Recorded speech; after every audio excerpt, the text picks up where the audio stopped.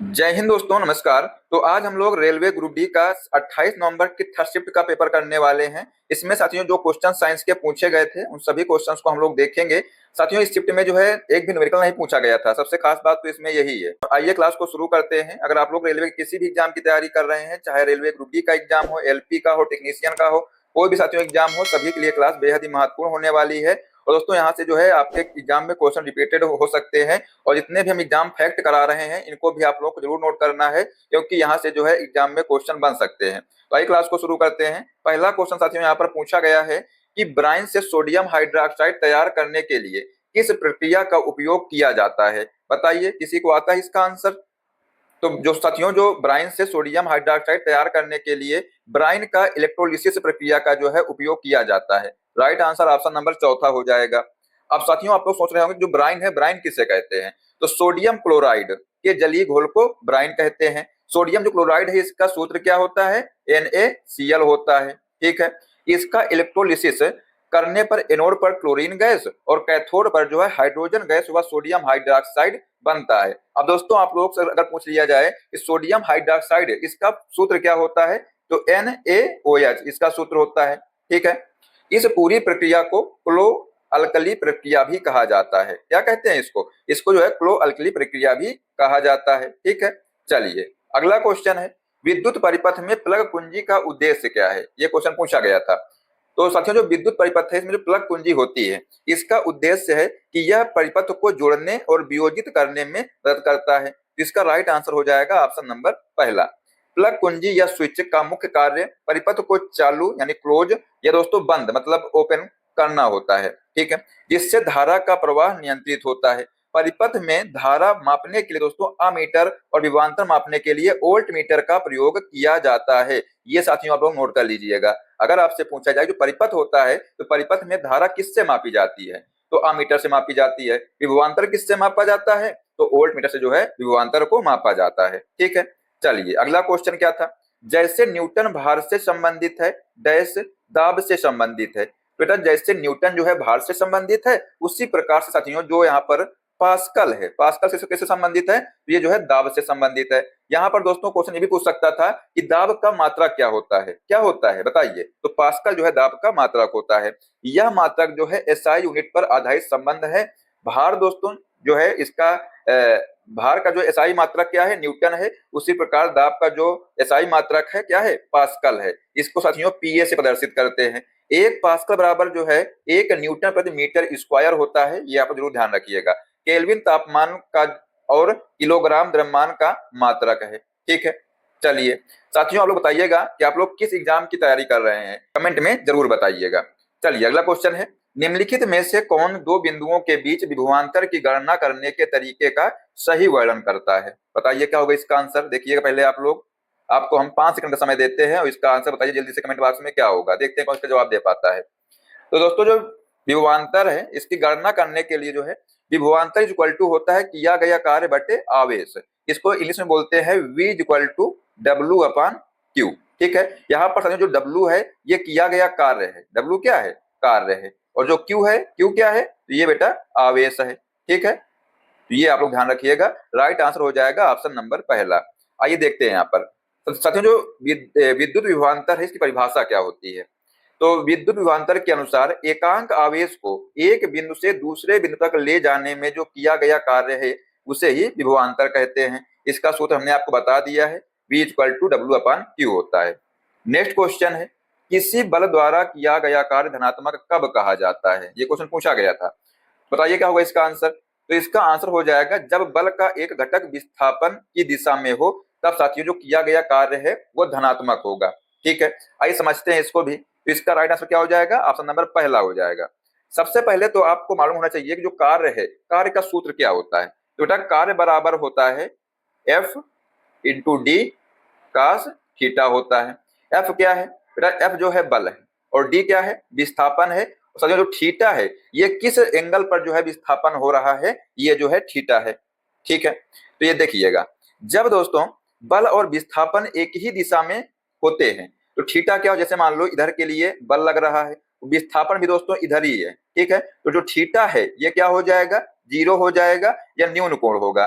तो कार्य क्या हो जाएगा बेटा, धनात्मक हो जाएगा, क्योंकि साथियों जो cos 0 है इसका मान क्या होता है, इसका मान होता है, cos 0 का मान होता है 1। ठीक है। अब दोस्तों यदि बल और विस्थापन विपरीत दिशा में हो तो कार्य ऋणात्मक हो जाएगा, क्योंकि दोस्तों यहाँ पर जब cos 0 और cos जब 80 हो जाएगा तो जो विस्थापन दोस्तों विपरीत दिशा में हो जाएगा। ठीक है, बल लग रहा है इधर की ओर, विस्थापन लग रहा है इधर की ओर, तो साथियों जो कार्य होगा, कार्य क्या होगा, ऋणात्मक हो जाएगा। और यदि कोण 90 डिग्री में है, जैसे कुली द्वारा सिर पर बोझ उठाना या विस्थापन शून्य हो, तो किया गया साथियों जो कार्य है ये भी शून्य हो जाएगा। ठीक है, तो यहाँ से आपको इतनी बात समझ में आ गई।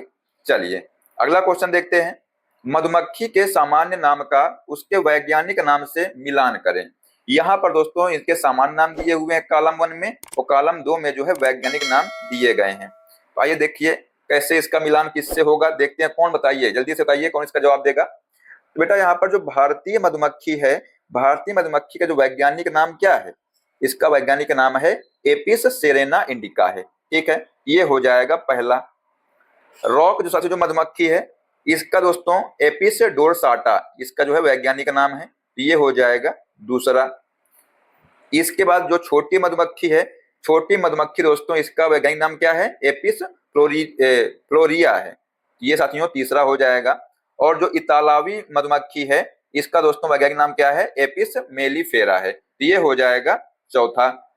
तो यहाँ पर साथियों देखिए क्या होगा, पहले का हो जाएगा बी, पहले का क्या हो जाएगा, बी हो जाएगा, दूसरे का सी हो जाएगा, तीसरे का डी हो जाएगा और चौथे का ए हो जाएगा। तो राइट आंसर ऑप्शन नंबर चौथा हो जाएगा।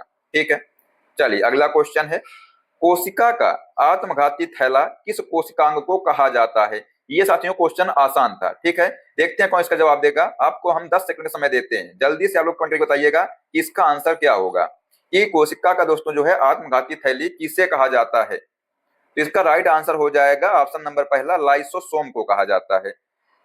सर जो लाइसोसोम है इसमें शक्तिशाली पाचक एंजाइम होते हैं, जब कोशिका क्षतिग्रस्त होती है तो यह फट जाते हैं और अपनी ही कोशिका का पाचन कर देते हैं, इसलिए इन्हें जो है आत्मघाती थैली कहते हैं। ठीक है, अगर साथियों आपसे पूछा जाए कि कोशिका का पावर हाउस किसे कहा जाता है, तब आप लोग आंसर लगाइएगा माइटोकॉन्ड्रिया, इसको जो है कोशिका का पावर हाउस कहा जाता है, आपको इसको नोट करना है। अगर आपसे पूछ लिया जाए कि जो प्रोटीन की फैक्ट्री है ये किसे कहते हैं, तो राइबोसोम को दोस्तों प्रोटीन की फैक्ट्री कहा जाता है, ये आपको फैक्ट जरूर नोट कर लेना है। ठीक है, चलिए अगला क्वेश्चन है, निम्नलिखित में से किस धात्विक ऑक्साइड को केवल गर्म करके धातुओं में परिवर्तित किया जा सकता है, बताइए।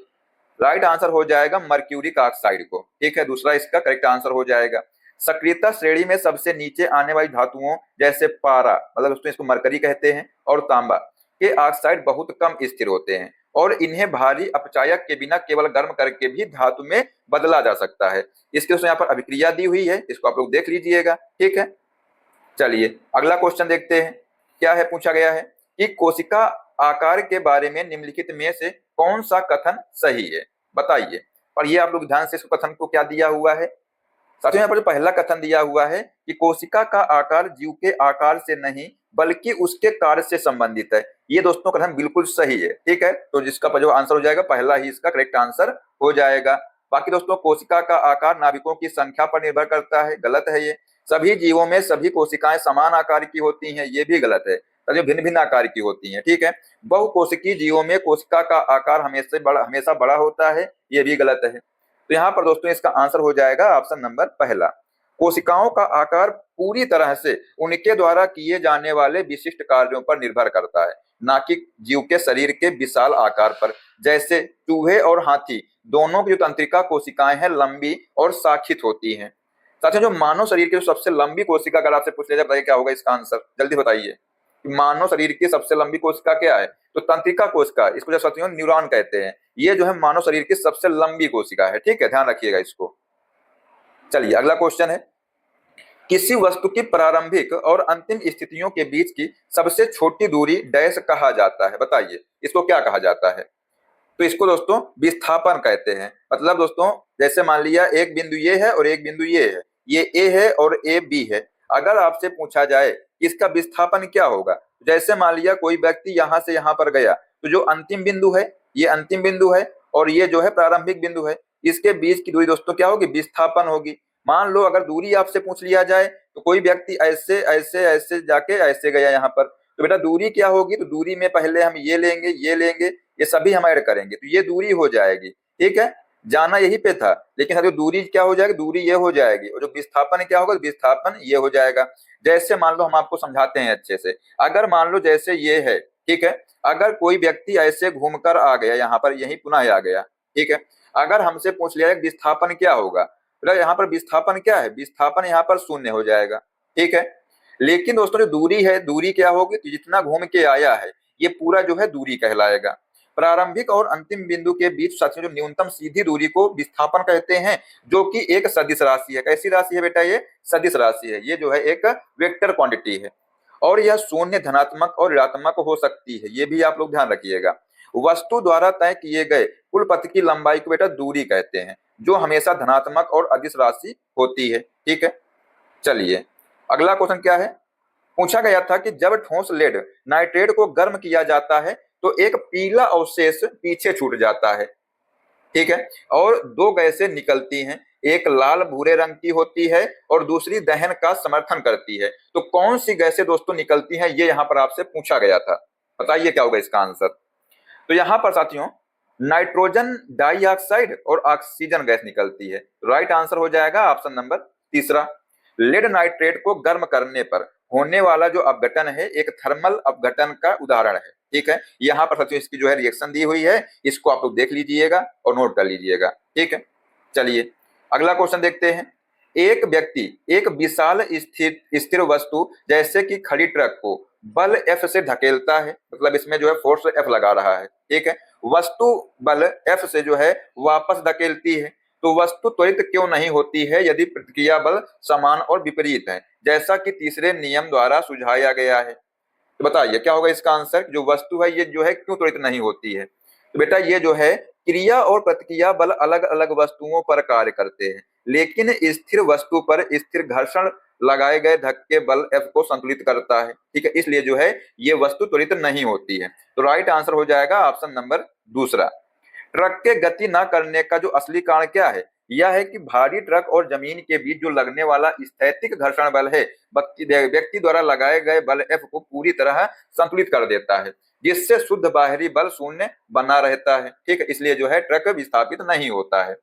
चलिए अगला क्वेश्चन क्या है, क्वेश्चन था कि निम्नलिखित में से कौन सी धातु पानी के साथ सबसे अधिक तेजी से प्रतिक्रिया करती है। इसका भी दोस्तों जल्दी बताइए कमेंट बॉक्स में क्या होगा इसका आंसर, आसान प्रश्न साथियों था ये। ठीक है, तो इसका राइट आंसर हो जाएगा सोडियम।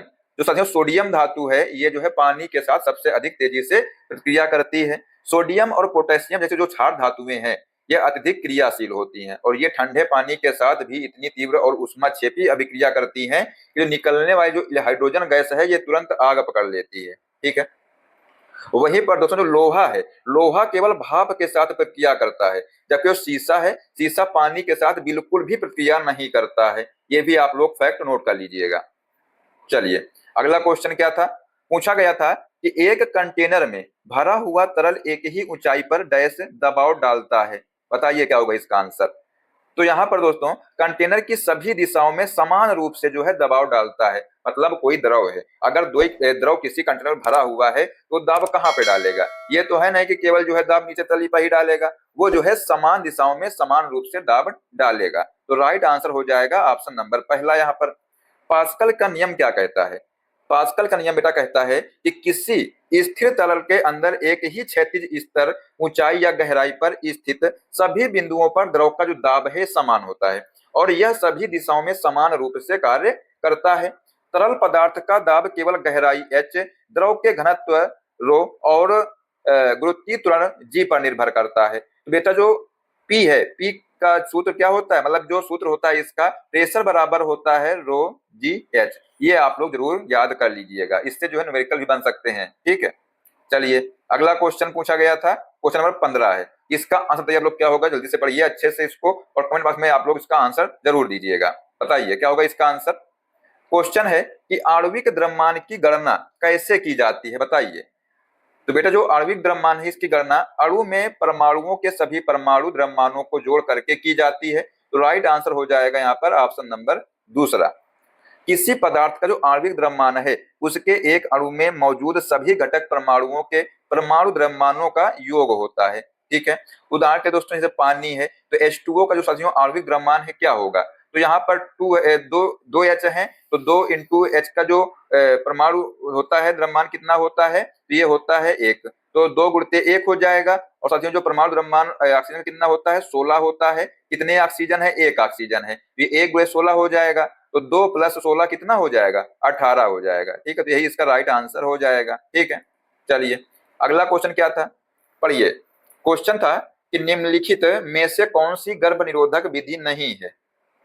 देखते हैं कैसे जवाब देगा, जल्दी से बताइए कमेंट बॉक्स में क्या होगा इसका आंसर, कि इनमें से जो है कौन सी गर्भ निरोधक विधि नहीं है। बेटा यहाँ पर अंडाशय से अंडे की रिहाई को रोकने के लिए हार्मोनल संतुलन को बदलना ये है। ठीक है, गर्भाशय में कॉपर टी डालना ये भी है, कंडोम का उपयोग करके शुक्राणु के अंडे तक पहुंचने से रोकना ये भी है।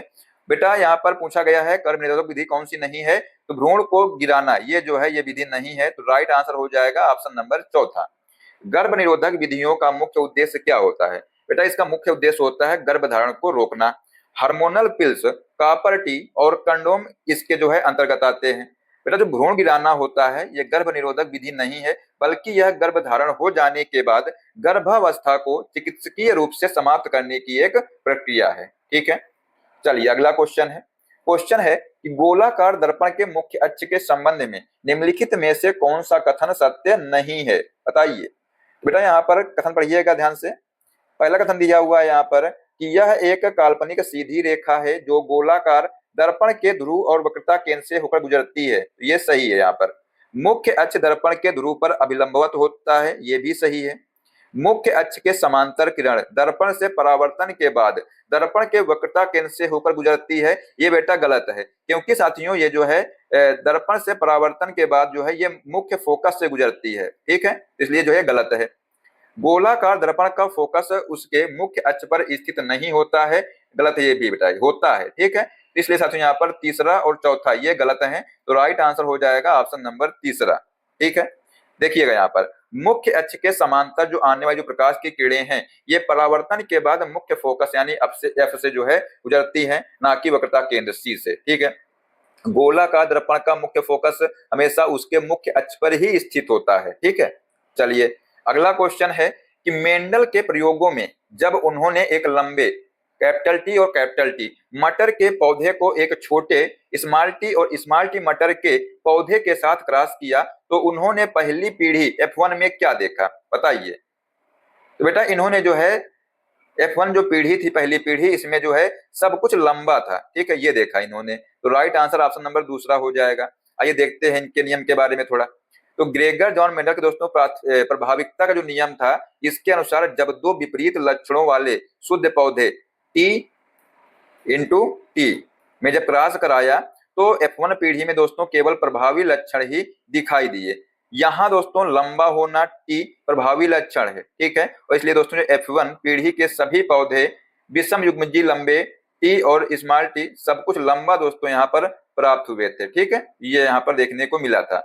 अगला क्वेश्चन था एक आयताकार कांच के स्लैब के दो समांतर विपरीत फलकों से गुजरने के बाद आपतित किरण और निर्गत किरण के बीच क्या संबंध है, बताइए। दोस्तों अगर आपको क्लास अच्छी लग रही हो तो इसको लाइक कर दीजिएगा, साथ में दोस्तों को भी शेयर कर दीजिएगा। ठीक है, और अगर आप लोग चैनल पर पहली बार सब्सक्राइब कर लीजिएगा, बेल आइकन को प्रेस कर लीजिएगा, जिससे जितनी हम क्लासें कराएंगे सभी का नोटिफिकेशन आपको मिलता रहेगा। ठीक है बेटा, यहाँ पर बताइए क्या होगा इसका आंसर। तो इसका आंसर हो जाएगा कि निर्गत किरण आपतित किरण की दिशा में समानांतर होती है लेकिन थोड़ी पार्श्व रूप से खिसक जाती है। तो राइट आंसर ऑप्शन नंबर यहाँ पर पहला हो जाएगा। जब प्रकाश की किरण कांच के आयताकार स्लैब से गुजरती है तो इसका 2 बार अपवर्तन होता है और स्लैब के समांतर फलकों के कारण प्रकाश किरण का कुल विचलन शून्य हो जाता है, जिससे निर्गत किरण आपतित किरण के समांतर निकलती है और इन दोनों किरणों के बीच की जो लंबवत दूरी को पार्श्व विस्थापन कहा जाता है। क्या कहते हैं इनको साथियों, जो है पार्श्व विस्थापन कहा जाता है। ठीक है, चलिए साथियों अगला क्वेश्चन क्या पूछा गया था। क्वेश्चन था कि कोलाइडाई कणों को किसके द्वारा अलग किया जाता है। क्या क्वेश्चन था कि कोलाइडाई किरणों को जो है किसके द्वारा अलग किया जाता है, इसको जो है अपकिरण के द्वारा जो है अलग किया जाता है। तो राइट आंसर हो जाएगा ऑप्शन नंबर चौथा। साथियों जो कोलाइड के कण इतने छोटे होते हैं कि वे साधारण फिल्टर पेपर से आसानी से पार हो जाते हैं, इसलिए जो है इन्हें निस्यंदन द्वारा अलग नहीं किया जा सकता। ठीक है, इन्हें अलग करने के लिए जो है अपकेंद्रण तकनीकी का उपयोग किया जाता है, जिसमें मिश्रण को तेजी से घुमाया जाता है, जिससे बाहरी कण नीचे बैठ जाते हैं, जैसे कि दूध से क्रीम या मक्खन अलग करना। ठीक है, तो इसमें जो है अपकेंद्रण विधि का प्रयोग किया जाता है। तो राइट आंसर ऑप्शन नंबर चौथा हो जाएगा। अगला क्वेश्चन है कि निम्नलिखित में से कौन सा मेरिस्टेम परोहो और जड़ों के सिरों पर लंबाई में वृद्धि के लिए जिम्मेदार है? बताइए क्या होगा इसका आंसर। तो यहाँ पर साथियों शीर्षस्थ मेरिस्टेम, ये जो है इसका राइट आंसर हो जाएगा ऑप्शन नंबर पहला। आइए हम लोग यहाँ पर बात करते हैं थोड़ा इसके बारे में डिटेल से।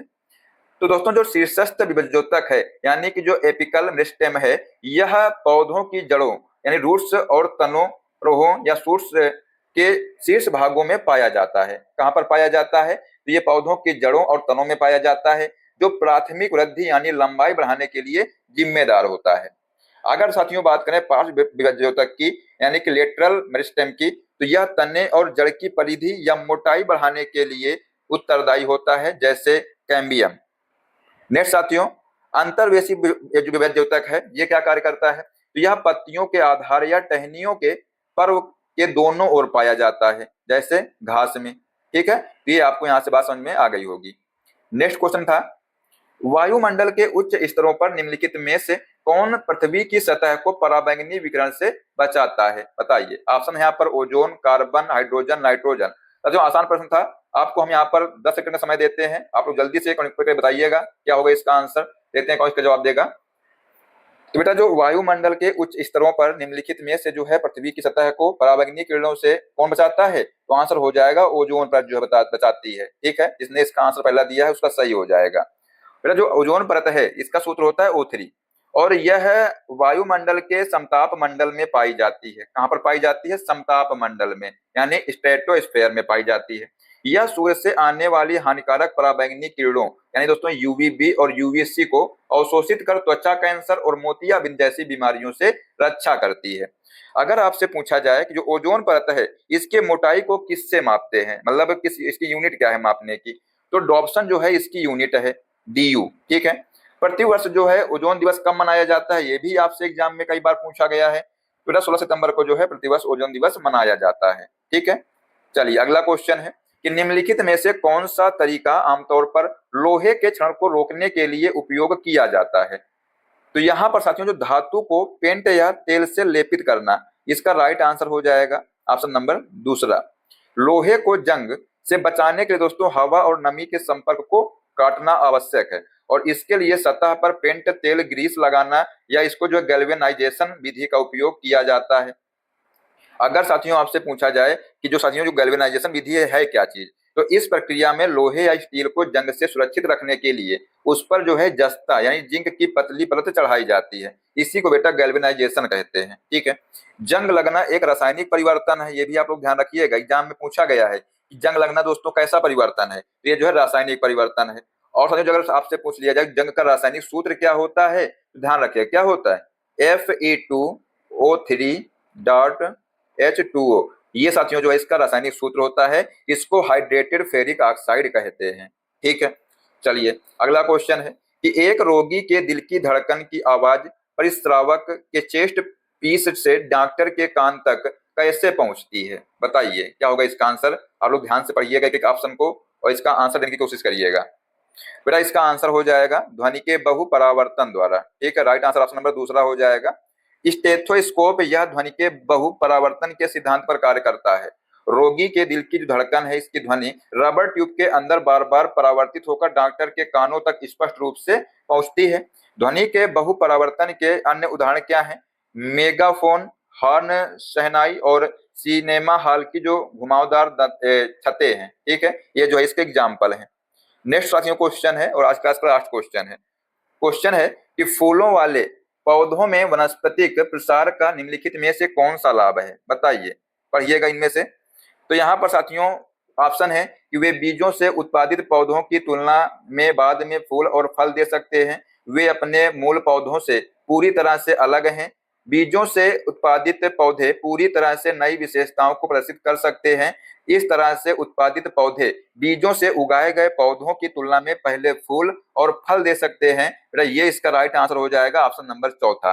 ठीक है, आइए देखते हैं फैक्ट थोड़ा। तो वनस्पतिक प्रसार यह पौधों में अलैंगिक जनन की एक विधि है। इसमें एक नए पौधे जड़, तने या पत्तियों से तैयार किए जाते हैं, जैसे गुलाब हो गया, गन्ना हो गया और केला हो गया।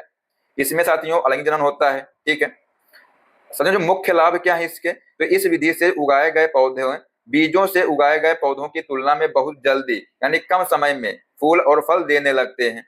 इसके अलावा साथियों नए पौधे अनुवांशिक रूप से अपने जनक पौधे के बिल्कुल समान होते हैं। ठीक है, तो ये आप लोग फैक्ट याद कर लीजिएगा।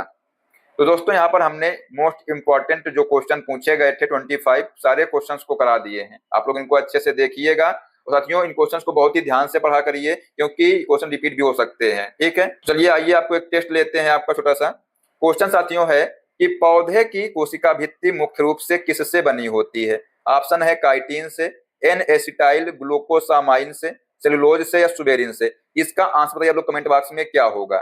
ठीक है, देखते हैं कौन बच्चा जो है इसका सही जवाब देता है। इससे हमें मालूम चल जाए कि आप लोगों ने क्लास को लास्ट तक देखा है।